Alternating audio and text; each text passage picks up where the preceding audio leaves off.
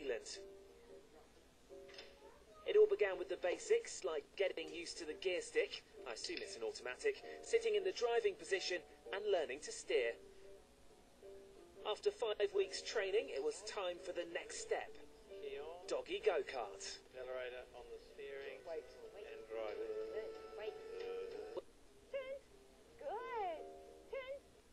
A brave trainer's in the passenger seat, just in case Fido gets A distracted. couple of days ago, the car was going too fast. The train nearly got run over. The car, you know, the braking, the dogs, you know. But no, we've got it all here now.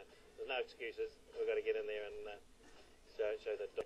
The animals can now start a car, accelerate and steer, but their biggest challenge is yet to come when they'll be driving on live TV next week.